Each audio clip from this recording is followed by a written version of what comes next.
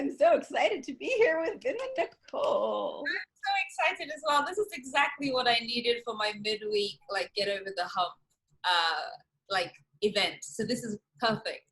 Excellent. Yay.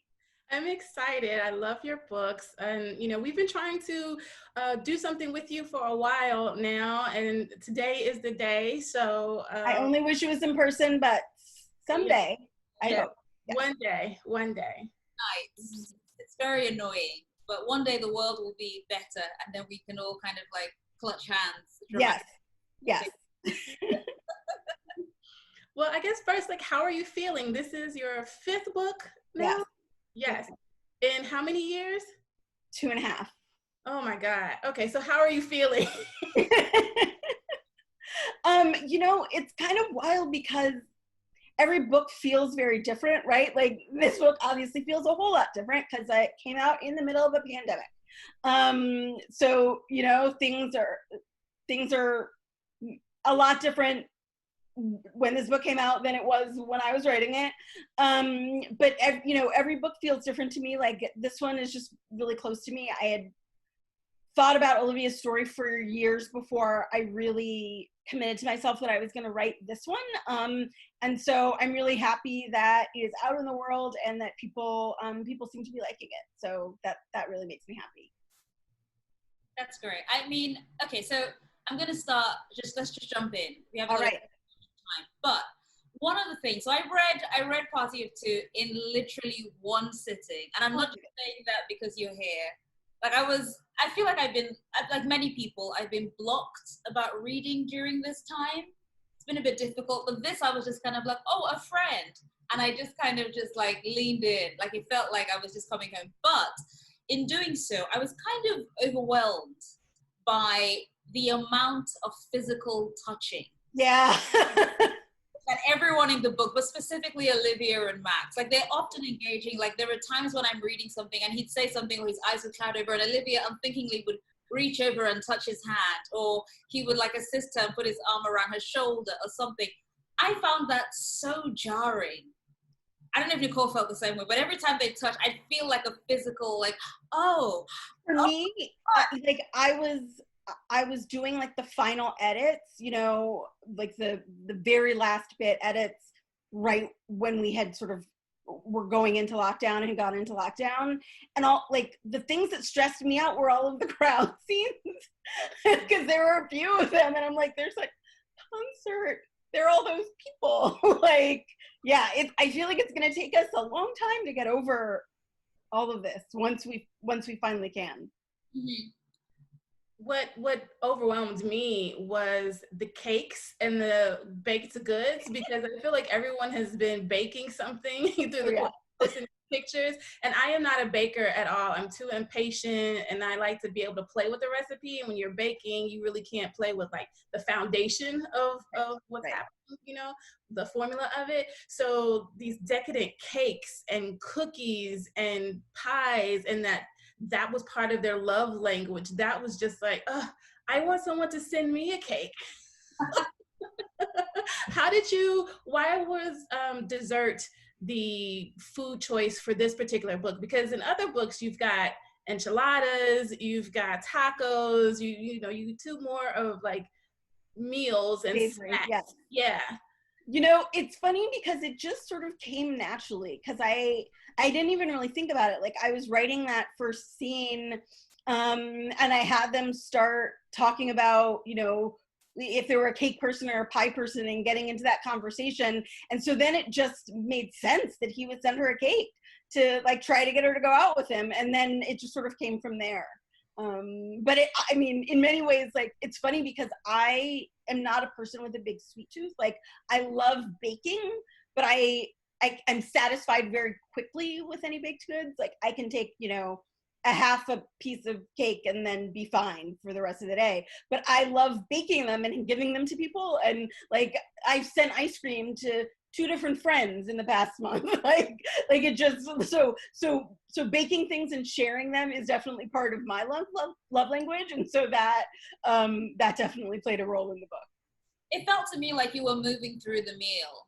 Like now that you're on your 5th book, we should be at dessert. Yes, it's dessert time. see your motif here, but you're telling me no, I was imagining that. I like it.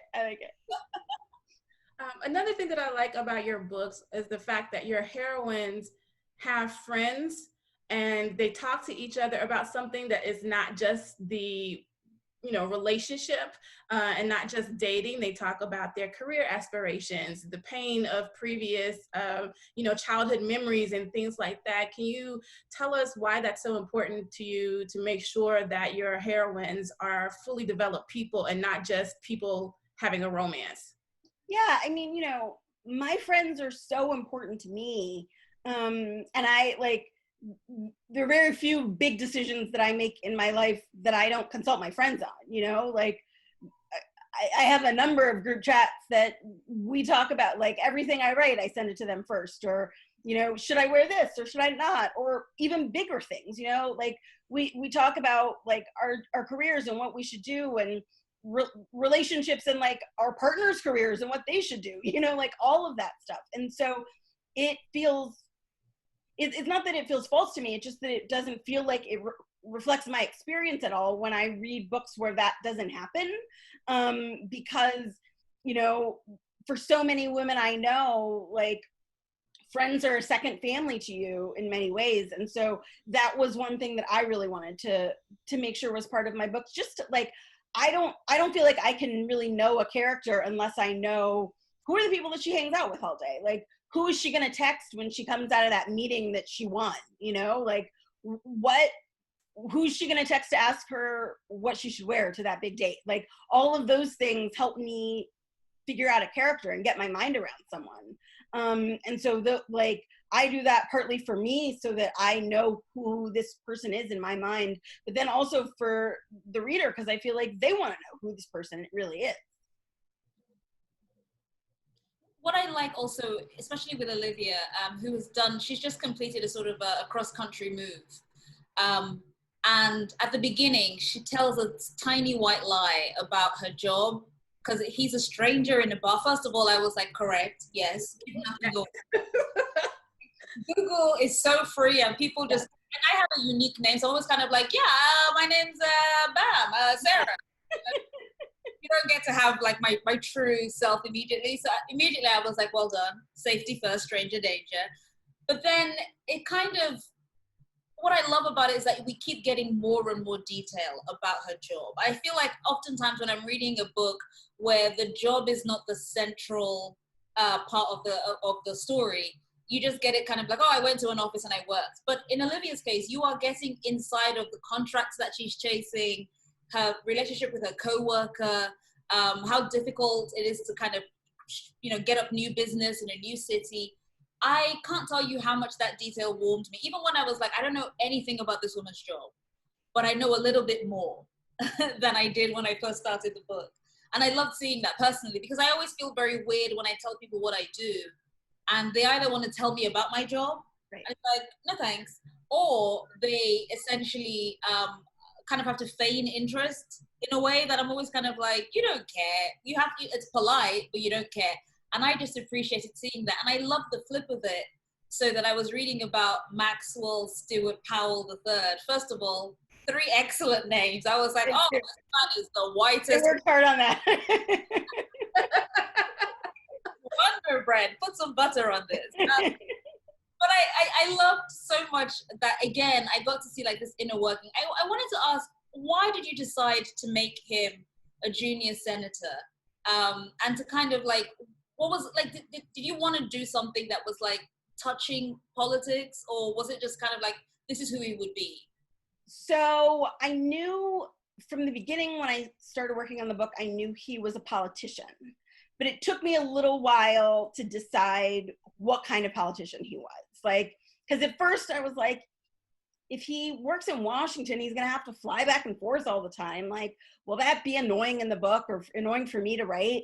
But then it just worked the best for who he was and for the book. And it also sort of worked the best for me to, in many things, like you have to imagine a parallel universe of life when you're writing the book. And so especially when I'm writing about politics, I was like, well, say Dianne Feinstein, who is currently one of California's senators, retired, Max would take her job. There we go. That's who he is. So I just had to get my mind around, like, when did he come into that job? Okay, this is when he did. She retired then. And, you know, so, I mean, there are lots of things that I have to figure out for myself that I don't necessarily put in the book, but unless I know it, I can't go any farther, and it all has to make sense to me. But yeah, that part was fun to figure out. So something I've noticed as we're talking about the progression to dessert in this book, but something I've noticed is that you know, your sex scenes have gotten a little saucier, a little bit more explicit, more detailed. And so I want to know, are you feeling more comfortable writing the sex scenes now, or like what made you decide to kind of escalate those little lovely scenes? You know what's interesting is I feel like it just really depends on the character and the story. Because in this book, you know, in some of my other book, like in the other books, to a certain extent, they all kind of like started sleeping together and then kind of fell into a relationship accidentally. Whereas in this book, it was like I knew that, you know, a senator doesn't like casually date someone. You have to be just like either keeping it very much quiet or actually dating. And so I wanted them to come into a relationship like decidedly, to, you know, make that decision together. Okay, we were going to start dating, and that the sex wasn't going to happen until then. So there was a lot of like, they did not have sex for a while until they got there. And so I wanted it to really be a moment worth waiting for. I think you succeeded. So this is the thing. So however many years ago, Nichole and I were on The Nod with Brittany Lewis and Eric Eddings, and we were talking about romance novels because Brittany was a kind of a newbie to the genre and was just getting into it. And we didn't end up airing this part, but at one point Brittany was like, oh, what do you love about romance novels? Like, what is the thing? Because you've been reading them for a while. Like, I feel like at this stage, I'm like a 25-year veteran of reading romance novels. I started very young, too young. But one of the things I said to Brittany was like, I know it's not like the PC, you're meant to say, oh, women's stories, blah, blah, blah. And I was like, no, when I was like 10, I wanted to read sex scenes. Like, I was like, oh, this is naughty. I want to be in, I want to read this. So for a while, whenever I would encounter a sort of tasteful fade to black, I'd be like, well, you know. I love your books, as you well know. And then whenever it would kind of go into a gentle thing, I'd be like, oh, that's nice. Good for them. I'm glad they're getting it away from my eyes. And then in this book, I was like, I turn the page. Oh, okay. And I felt like such a pervert. I'm so sorry. But that's how I felt. And I understand. I love it. Exactly. I should send you some of my deleted scenes from other books, actually. Because there's like there's at least a sex scene that I cut from other books, mostly just for space reasons. Yeah, maybe I'll send them on. Jasmine, send it. Say less, just send it. But I was absolutely delighted, and again, it felt to me, like you said, like the character. It felt like an extension. Like Olivia was someone who I think, you know, when she meets Max, I don't think it's a spoiler to say, she's thinking of it before she realizes who he is. She's thinking of essentially a sort of a fling. She's like, oh, you know, I'll get mine and I'll be gone. Like, I'm not trying to get into a relationship right now. I just moved. I have all this stuff to do. And I love that there is a conversation that happens beforehand, and they both kind of like, and they mix their signals a bit. I found that just incredibly, it felt useful, like in the understanding of Olivia as someone who would come in this way and was having to leave another way. And it set up something really nicely for me. I really enjoyed it. Oh, thank you. Yeah, and I really appreciated the fact that Max fell first, and Max was the one to, I mean, sorry, is that a spoiler? Can I say that? I don't, I mean, we know what's going to happen, like eventually, right? But so I like this, this change of pace where the man is the one who is a little foolish and a little, you know, he's head over heels first. So I really like that. But I wonder, when talking about the craft of the book, writing the book, I know a lot of people sometimes use celebrities as their guides for the characters. Did you have that with these two? Was there someone that, you know, that you pulled from Hollywood that was Max, or that you pulled that was Olivia? Okay, so I never do that. I always just sort of like make up what they look like in my head and never think about celebrities. So I always have a really hard time. You know, people ask me like dream casting for a movie, who would it be? And I always have a hard time with that because I never really think about celebrities for my characters. But then someone asked me that the other day and I realized who the perfect people would be to play Max and Olivia, which is obviously Pacey and his wife. Yes. We'll allow it, yes. Who I had in mind, which I didn't, I love Pacey. I would cast him in everything. Love Jodie, would cast her in everything. But as I read on and on, I kept thinking over and over again, unbidden, Wilson Bethel. Like, he just strikes me as a sort of he has like a playful look in his eye. Interesting. People may remember. All right, I'll keep thinking about that one. But he's on this show on CBS called All Rise. Yes. See him in his little tight little suit. I'm like, oh, all right, Wilson, you should be in a romantic. But you know what? I stand down. Pacey, Joshua. Yes, Joshua, yes. Yeah, that's actually an excellent fan casting. Good job, well done. Yeah, thank you. Yeah. Another thing that I appreciate is when you have interracial couples, particularly for the white person, this is not their first time talking to someone who is not white. So Max has a really good friend who's Black, back in Washington, D.C.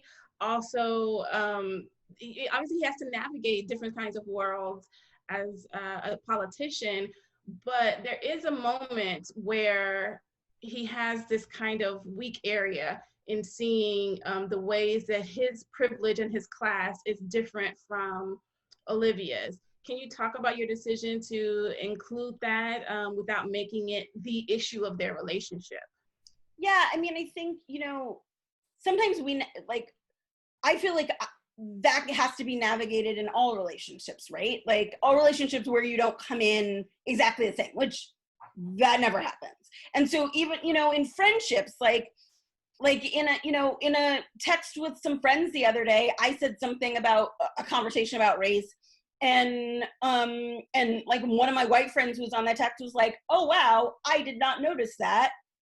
It is obviously true now that you say it, and so, but I feel like those are small moments that happen all the time when we're in close relationships with people who are unlike us in some way. And so I wanted them to be able to have that kind of moment and talk through it, and have it not be like, oh my God, I don't know, you're Black, I'm white, how can we, because that's not usually how things happen, right? So I wanted them to go through something like that, but then, okay, it's a moment, and then they go on. Yeah. One of my favorite things, I said this to Nichole, one of my favorite things, I've said this even before Party of Two came out, but what I love about your pairs is that the problem, the hurdle they have to get over on the way to kind of true love and, happy for now or happy ever after, is that all the problems of your pairs seem to be rooted in a real world that I can understand and that I can touch. Like it's never like a reveal of kind of like, oh my God, you did a bet with your best friend who's a jock, right. Or it's not kind of like, I'm a secret heiress, I'm actually heir to the throne of Genovia. It's not that. Right? But for okay, look. Listen, I never denigrate Princess Diaries. It's a Thank you. That's never an issue in your book. It's not kind of like, oh, I'm actually a secret princess. I would never slander, ever. Yeah. That is literally, I lived in Genovia for a while. I will not, no, I am a stan. However, what I enjoy about your stories is that they are in places like Los Angeles, aka a place that I've been to and touched. And the fundamental problem between the couple is always something that is rooted in something that I can, like, that is tangible to me. So for Olivia and Max, and I don't think it's a spoiler to say, there is a fundamental clash in how they move through the world. And some of that, of course, is gender. The world is different for men than it is for women and people of other genders. But there's also like this larger basket of kind of class and maybe a bit of race. And can you talk about how you develop fixable flaws for your characters? Yeah, you know, a lot of times it's sometimes like often what that is in my original idea is not the same as it comes out in the story. Like I have to, because my first drafts are always kind of big and sprawling, and I write scenes a few times over, you know, when I get them wrong or when I know it's wrong, or because in my first drafts, I'm usually figuring out the characters and trying to see like, who is this person really? What would they do? Like there are a few things that Olivia did towards the end of the book that I had to write that scene a few times because I was like, wait, the person that I have now know, which decision would she make here? And that took me a while to, you know, to like figure that out. And so I really have to like learn who each person is by often trial and error. And then see, because some of it is like, what are their flaws? But then it's like, what is the thing about Max that would make Olivia fall in love with him? You know, what is the thing about Olivia that would make him fall in love with her? Like, I need to know that.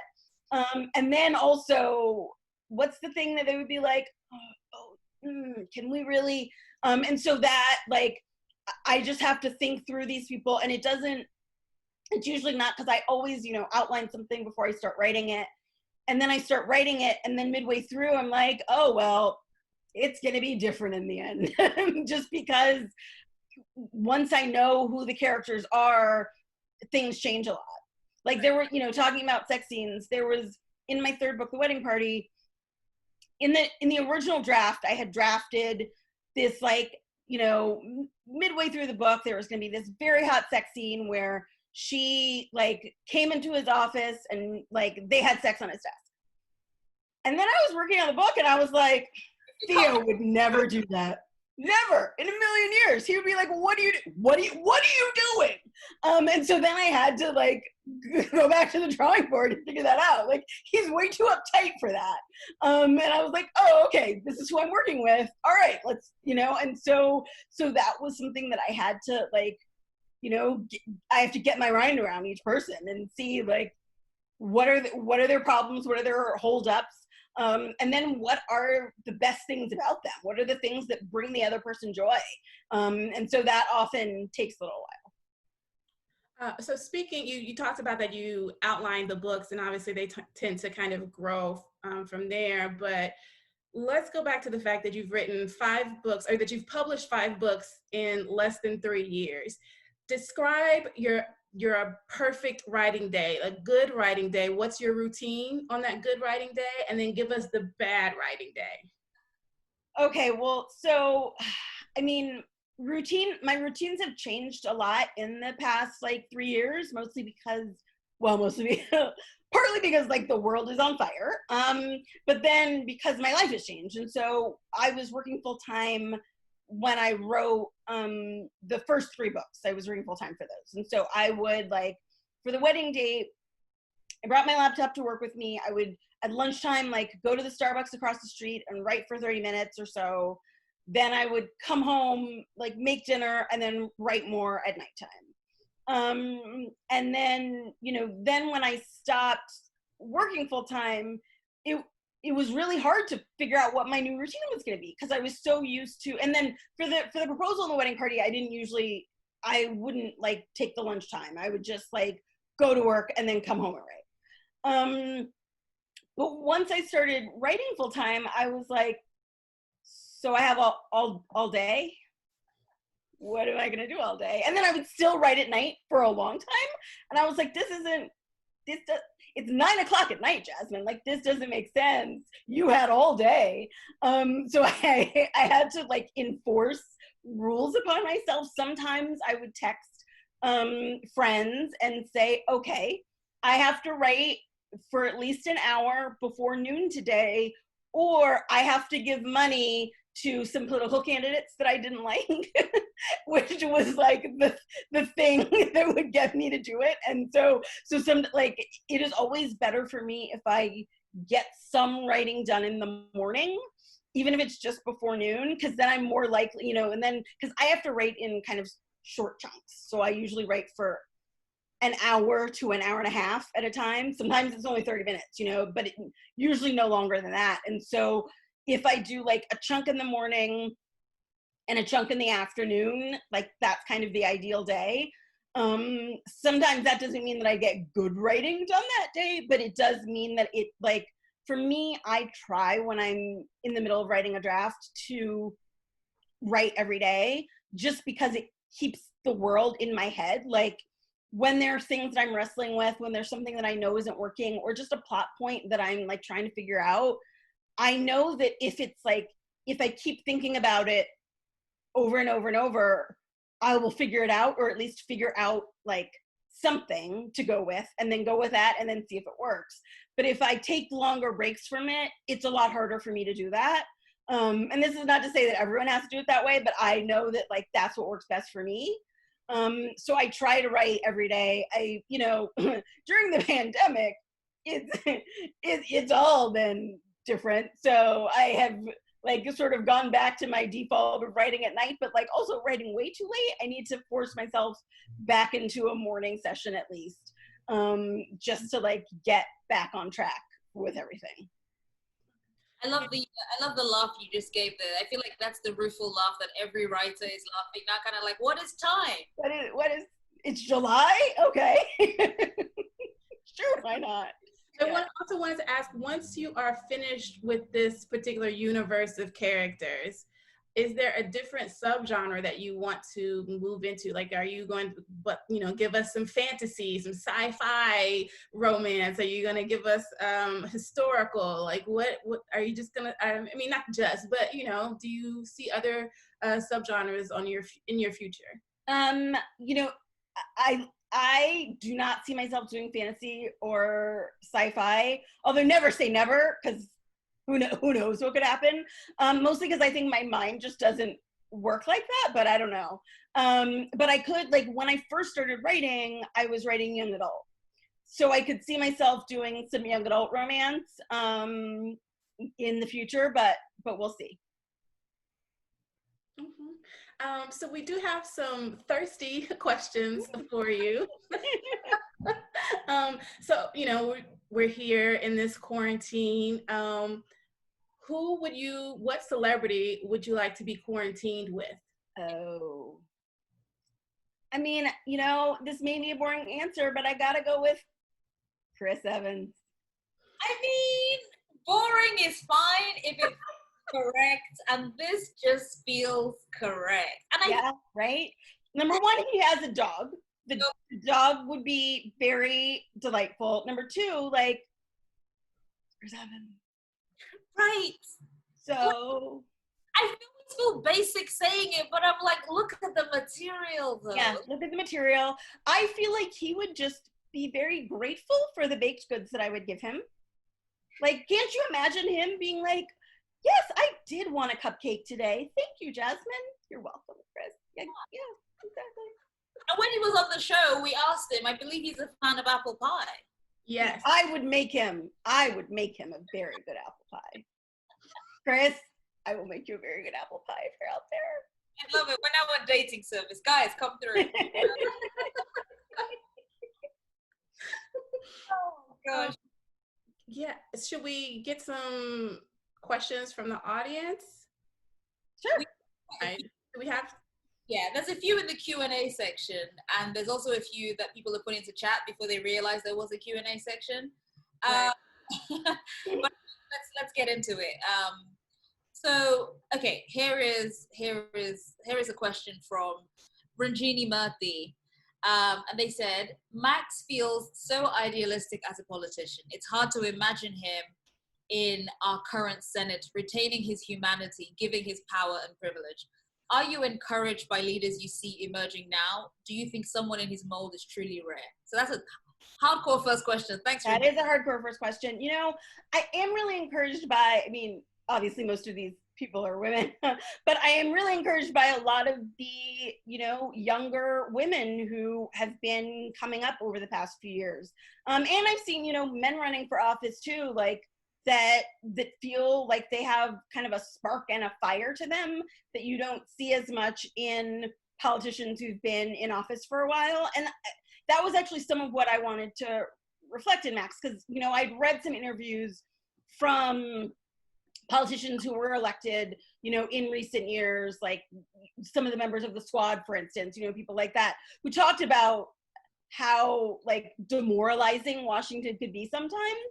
And so I wanted to reflect some of that, whereas like Max came in all idealistic and ready to fight, and then kind of got like knocked down by people who were like, oh, well, but right. I don't care what you think you are. Like, I've been a senator for 40 years and this is how it happens. And so, you know, and so I did want to reflect some of like both that idealism and need to fight, because I still see that in people, like they're still fighting, which I am grateful for every day. But also like the people who are trying to knock them down and how they have to just keep like refreshing themselves and getting back up. I'm going to combine two questions very quickly. I just saw that there's a similar one. It's one from Beth, and I'm going to kind of tie it together with a question from Stephanie.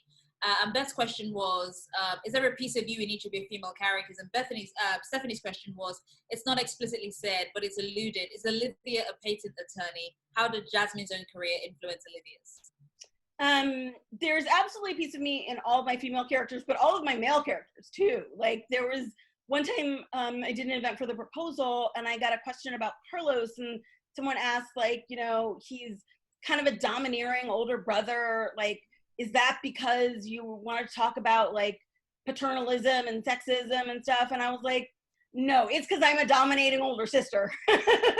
And so like that's where that came from. So yes, like there's a bit of me in all of my characters.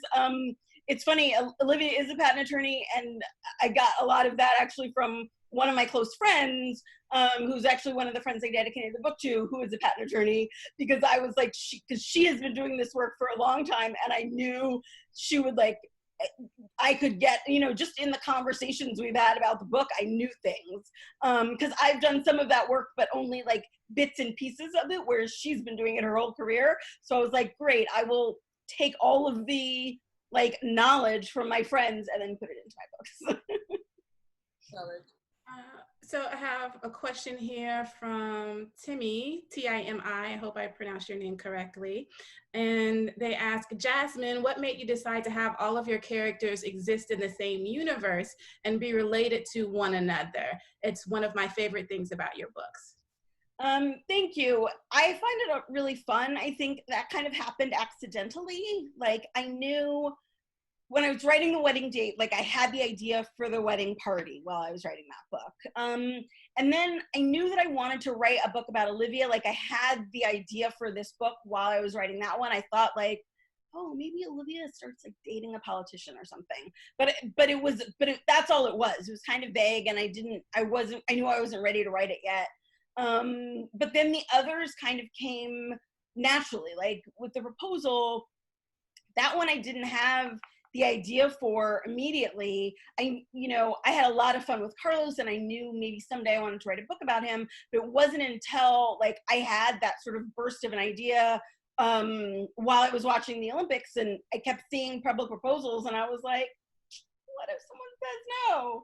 That's Carlos's book. But it sometimes takes a while for me to come up with a book for a person. And so sometimes people ask me like, oh, is, so-and-so going to get a book? And the answer is often, I don't know, because I always love, all of my side characters. I love them and I love writing books for them, but I don't really know, if I don't know their story yet, then I don't know if they're going to get a book yet. So hopefully someday everyone will get one, but we'll see. But I do love that part. And I love adding, having tiny things, small, little Easter eggs for people who've read the books, which often just make me laugh, which is why I put them in.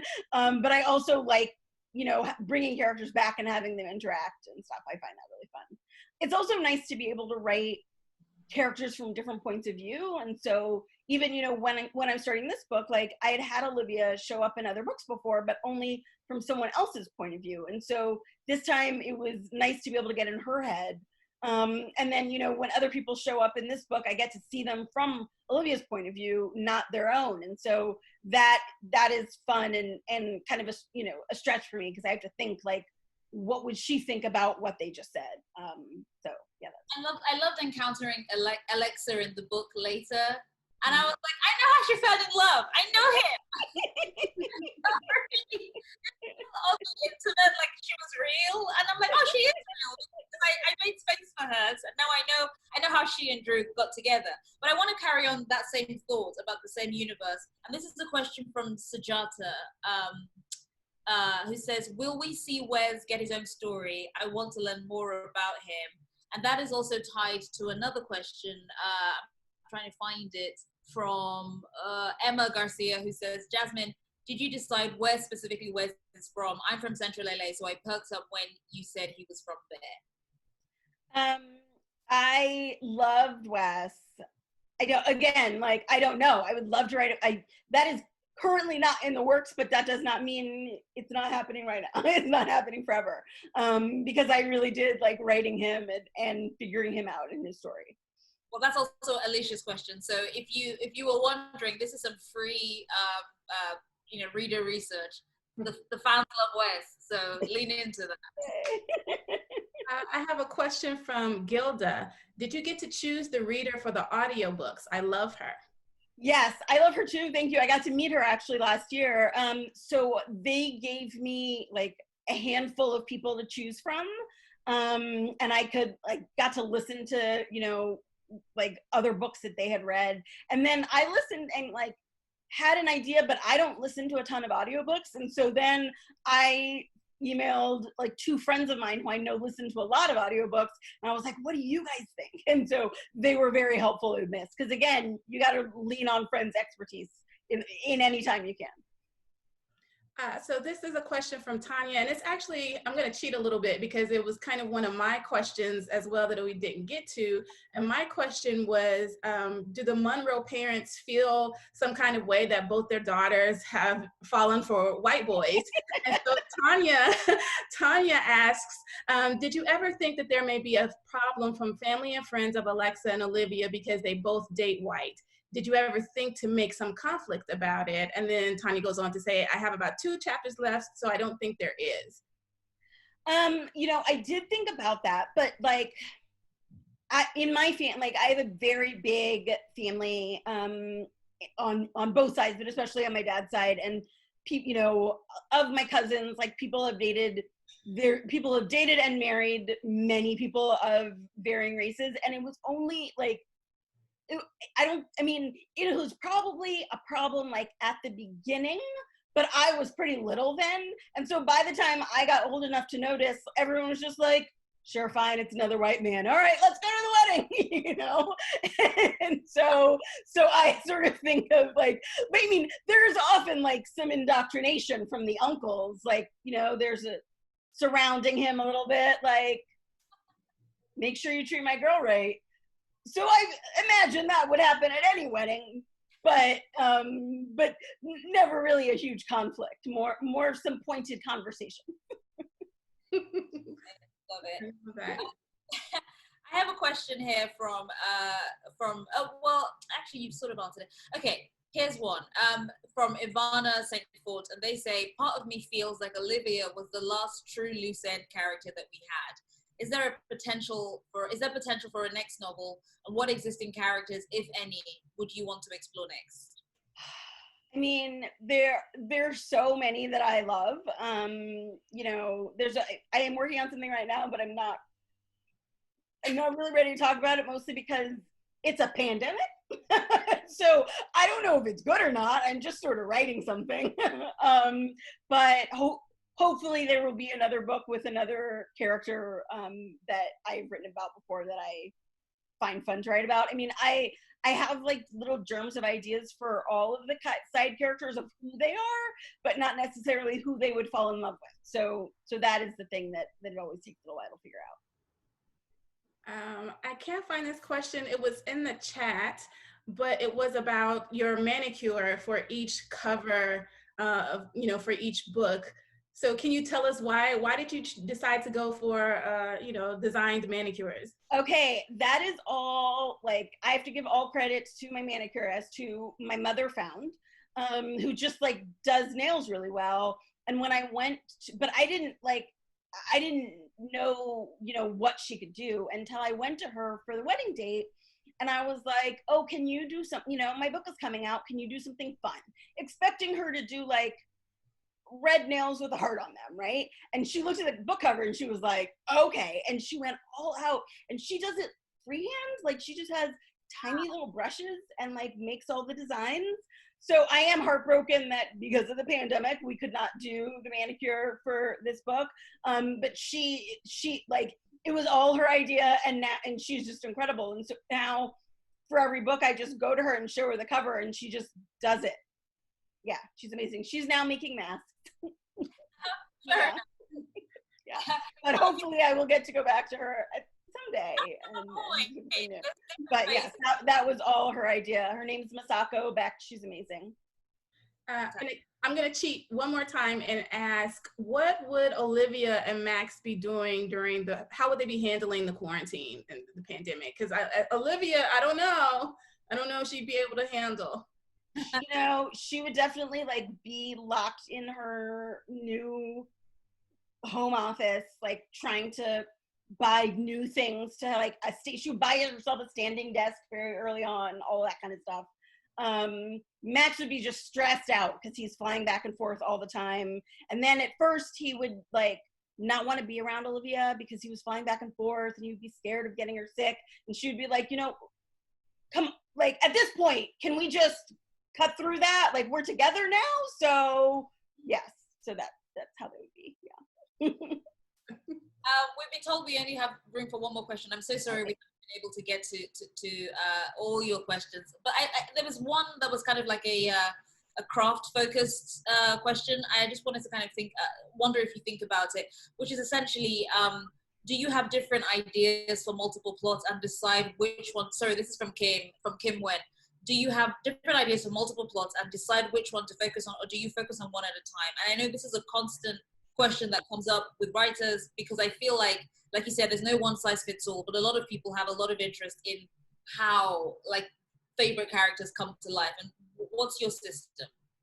I focus on one thing at a time. Like, sometimes I will have an idea for something that will come next, but then I just write it down and then move on with the other stuff that I'm working on. Because I know myself well enough to know that I can get sidetracked way too easily. So I need to just keep like barreling forward with what I'm working on. And if I have ideas for the future, or if I have ideas for like later in the book, I will just write them down, and then I'll get to them later, or okay, I will get to that book in another year or something. But if I allow myself to get sidetracked, then the train just goes off. So many good questions. Yeah. So can we do one? Because somebody asked. Yeah, go for it. So somebody asked what all of our lipsticks were. Can we do that one? Everyone wants to know. This is by Besame, and I think it's Forever Red. Yeah. This is black, and this is called Dance With Me. So I'm wearing Cherry Bomb by Beauty Bakery, and then I have a little bit of, how is this? Karina in the center, and like. Oh, I also have a little bit of the Fenty gloss bomb in the center. Yeah. Yes. Well, I didn't do the center thing, and now I feel left out. So yeah, next time. next time. But right. Everyone wanted to know what your necklace said. Oh, I'm wearing two. So this one says BIM, and this one, rather politically, says fuck fascism. Love it. Love to see it. That's a beautiful note to end on.